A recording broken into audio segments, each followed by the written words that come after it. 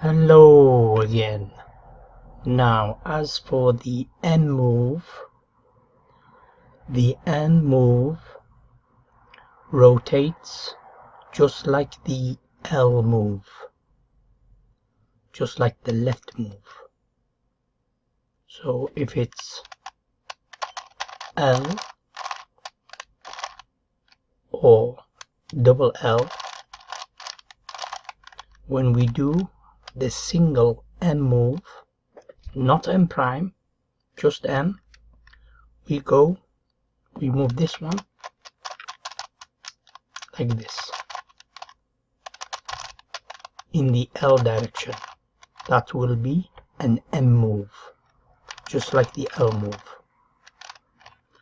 Now if we do N prime, we rotate the middle layer here, just like the L prime.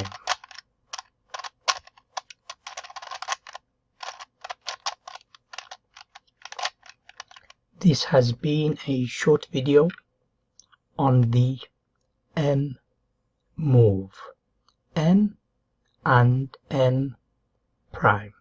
Thank you.